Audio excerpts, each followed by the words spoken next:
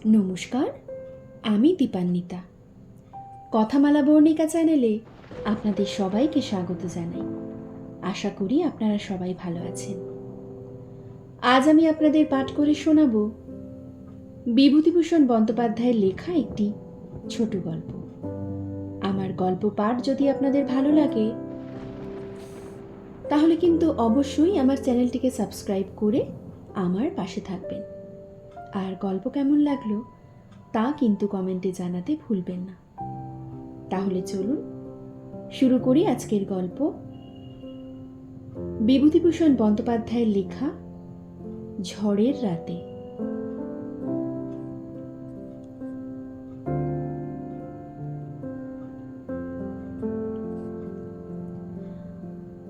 যাচ্ছিলাম রাজস্থান বই আনতে ভূপেনদের বাড়ি।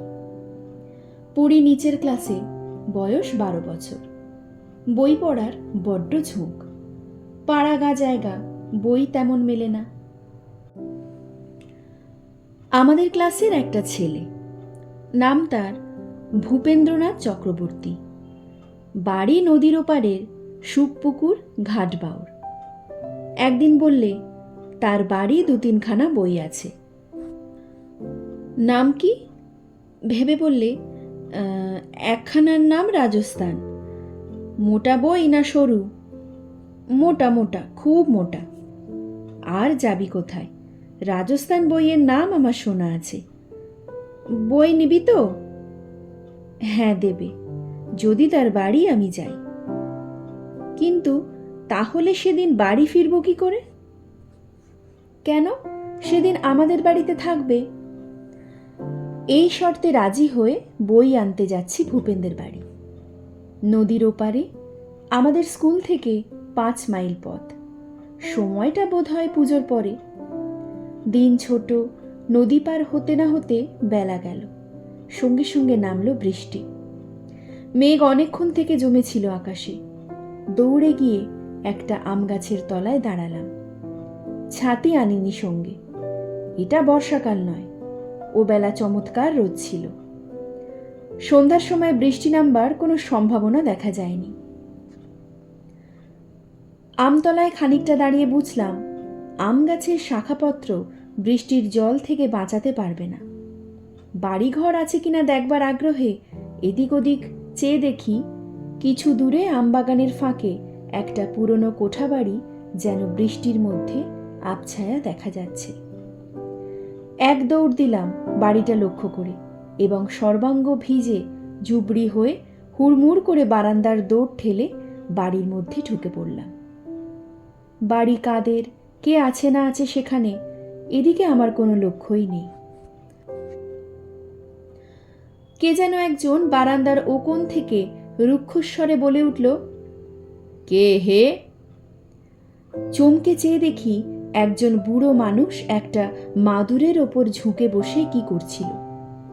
মুখ ঈষৎ তুলে আমার দিকে চেয়ে প্রশ্নটা করছে। অপ্রতিভ সুরে বললাম, আমি একজন স্কুলের ছেলে, সুখপুকুর যাব। সুখপুকুর যাবে তো এখানে কি? আগে বৃষ্টিটা এলো কি না, ওই আমতলায় দাঁড়িয়ে ভিজছিলাম। কোন আমতলায়? ওই রাস্তার ধারের। ভালো আম, বড্ড ভালো আম ওর। এই কথাটা যেন আমি ছেলে মানুষ হলেও কানে কেমন একটু অসংলগ্ন ঠেকল। তবুও প্রবীণ ব্যক্তির কথার প্রতি শ্রদ্ধা এবং সম্মান দেখানোর জন্যই বললাম, ও। বৃদ্ধ রাগতভাবে বলে উঠলেন, ও কি? ও মানে কি? ও? আমি অবাক, চুপ করে রইলাম। অন্যায় কথা বলে ফেলেছি নাকি? ও বলা উচিত হয়নি। তোমার নাম কি হে? আগে দুলাল চন্দ্র বন্দ্যোপাধ্যায়। দুলাল, আদরের দুলাল। কোন ক্লাসে পড়ো? আগে 6 ক্লাসে। 6 ক্লাস? আগে হ্যাঁ, 6 ক্লাসে। কি আশ্চর্যের কাণ্ড! এই কথার পর বৃদ্ধের রাগী মেজাজ হঠাৎ শান্ত হয়ে গেল। নয়তো আমি সত্যি ভাবছিলাম বৃষ্টি একটুখানি থামলেই এখান থেকে চলে যাব, যা থাকে কপালে। এমন রাগী লোকের ঘরে থাকবার কোনো দরকার নেই। বুড়ো শান্ত হয়ে বললে, 6 ক্লাসে পড়ো? আচ্ছা, এসে বসো এখানে। 6 ক্লাসে অধ্যয়নের অধিকার গর্বে আমি গিয়ে মাদুরটার এক পাশে বসলাম। নাম কি? আবার বিনীতভাবে নামটি বলি। কিছুক্ষণ সব চুপচাপ। বাইরে বেশ অন্ধকার হয়ে উঠেছে। বৃদ্ধ বললেন, খাবে কিছু? আজ্ঞে না। না কেন? খাও না। ওই কোণে উঠে গিয়ে দেখো, শুকনো নারকোল আছে, নিয়ে এসো, দা দিচ্ছি, কেটে খাও। আমি ঝুনো নারকোল ঝুড়তে জানি নে। জানো না? গেরস্ত ঘরের ছেলে সব জানা দরকার, তবেই খাবে কি, আর তো কিছু নেই। থাকবে, খাবো না কিছু। না না, তা কি হয়? ছেলে মানুষ, খিদে পেয়েছে বই কি। ওবেলা তো কখন খেয়ে বেরিয়েছ? শুকপুকুর যাচ্ছিলে? আগে হ্যাঁ। কেন? একখানা বই আনতে। কি বই? রাজস্থান বলে একটা বই। বৃদ্ধ রাগের সুরে বললেন, হ্যাঁ হ্যাঁ হ্যাঁ, রাজস্থান জানি, পড়েছি। অমন করে বলে নাকি? একটা বই, ও কিরকম কথা? রাজস্থানের নাম কে না জানে? তুমিই বুঝি 6 ক্লাসে পড়ো? আর কি হবে বোকে? এখন খাবে কি তাই বলো। আপনি যা বলেন। তাই তো, কিছুই ঘরে নেই। আপনি কি খাবেন? আমি?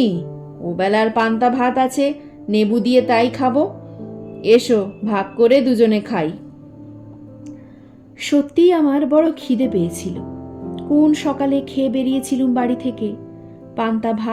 পান্তা ভাতই সই। বুড়ো আমাকে বড় খাটালে। হাঁড়ি পেরে আনলাম ওর কথায়, কলার পাতা কেটে আনলে, ভাত বাড়িয়ে নিলে। কিছু তরকারি নেই, শুধু নুন আর ভাত। গপ গপ করে বুড়ো গিলতে লাগলো সেই ভাত। নেবু দিয়ে খাবে বলেছিল, তাই বা কই। তা হলেও তো হতো। কোনো রকমে খাওয়া শেষ হলো। আমার তখন ভয় হয়েছে বৃদ্ধ নিদ্রিত অবস্থায় আমার গলা টিপে না মারে। সুতরাং যখন বুড়ো বললে ঘুমোতে, তখন আমার মনে ভয় ও অস্বস্তি দুই এসে জুটল। বললাম, শোবো কোন ঘরে? ঘর? ঘর তো মোটে এই একটা। এটা তো দালান। দালানও যা, ঘরও তাই। এখানেই মাদুর পেতে নাও, ওই দেওয়ালের কোণে মাদুর আছে। আপনি শোবেন না? না, আমি কাজ করছি, দেখছো না? এতক্ষণ কিছুই দেখিনি লক্ষ্য করে। এইবার একটু কৌতূহলের সঙ্গে চাইতেই তিনি বললেন, যাও শুয়ে পড়ো, এদিকে তাকাতে হবে না। আমি ভয় ভয় শুয়ে পড়লাম বটে, কিন্তু আমার চোখ কান রইল বুড়োর দিকে। আমি ঘুমোলাম না, ঘুম আমার হলোও না। শুয়ে আর চোখে বুড়োর দিকে চেয়ে রইলাম। বুড়ো যে কি করছে অনেকক্ষণ অবধি আমি ঠাহর করতেই পারলাম না।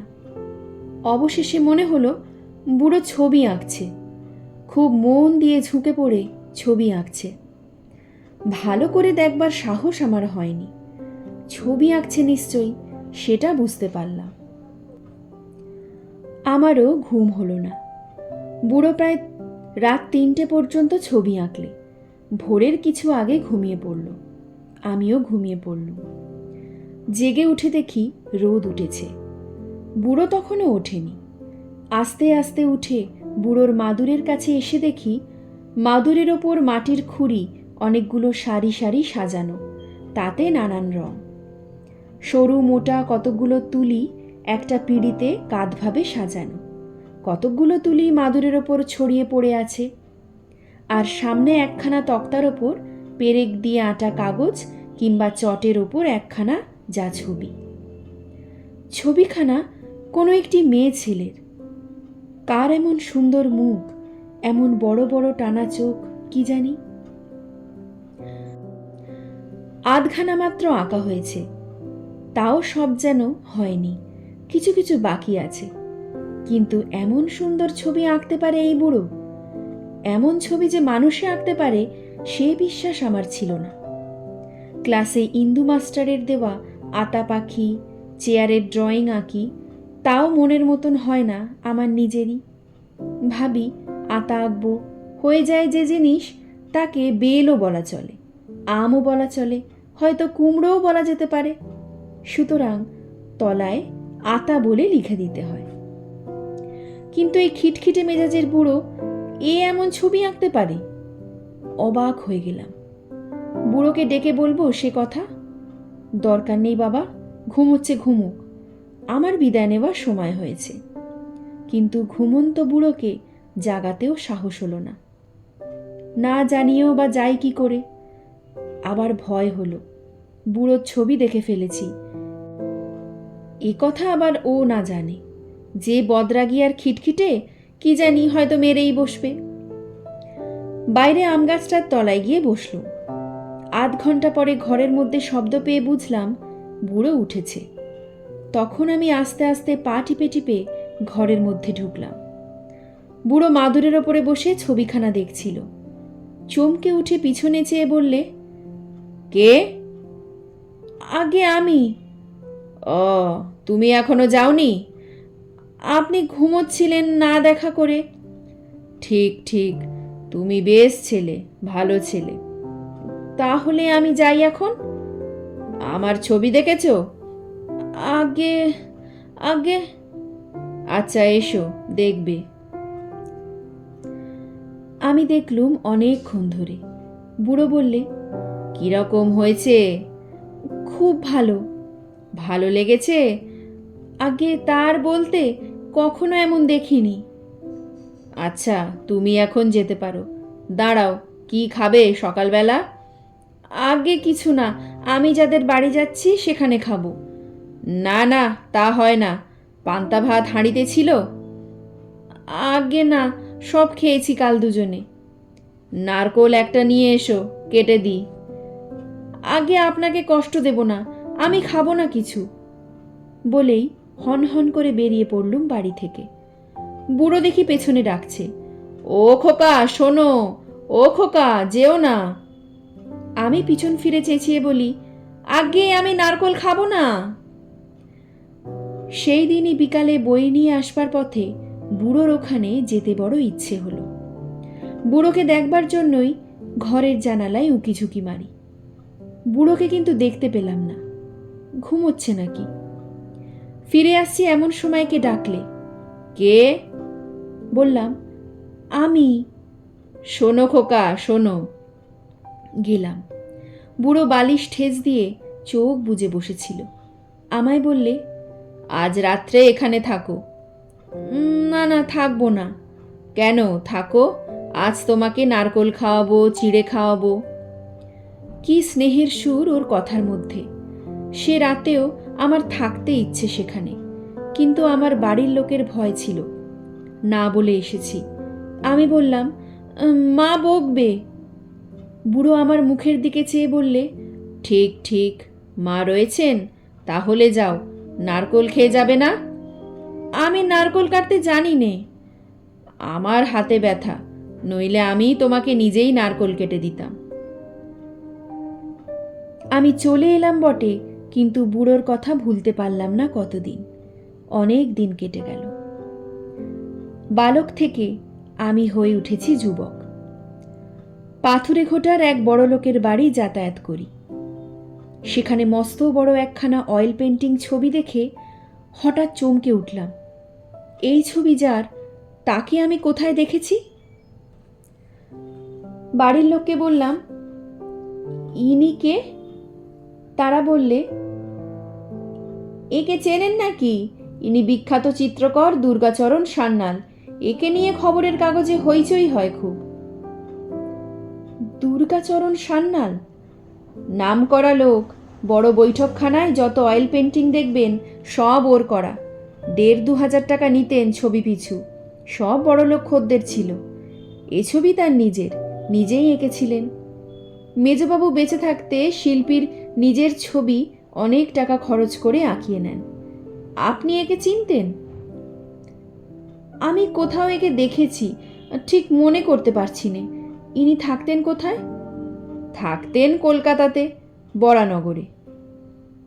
শেষ বয়সে হঠাৎ নিরুদ্দেশ হয়ে যান। এত টাকা রোজগার ফেলে বড় বড় মক্কেল ছেড়ে দিয়ে কোথায় যে চলে গেলেন তার কোনো সন্ধানই পাওয়া যায়নি। সে আজ 20-25 বছর আগের কথা, কেউ খুঁজে পায়নি। খবরের কাগজে হই হই হয় খুব তার অন্তর্ধান নিয়ে। অত নামকরা আর্টিস্ট, সে এক রহস্য সেকালকার। হঠাৎ আমার মনে পড়ল, চিত্রশিল্পী দুর্গাচরণ সান্যালের রহস্য আমি জানি। শুকপুকুর ঘাট বাউড়ের সেই বুড়ো, সেই ঝড় বৃষ্টির রাত্রি, সেই অপূর্ব ছবি, আধ আঁকা সেই ছবিখানা। ধন্যবাদ। আপনারা শুনলেন বিভূতিভূষণ বন্দ্যোপাধ্যায়ের লেখা গল্প ঝড়ের রাতে। গল্পটি আপনাদের কেমন লাগলো তা কিন্তু আমাকে অবশ্যই কমেন্ট করে জানাবেন।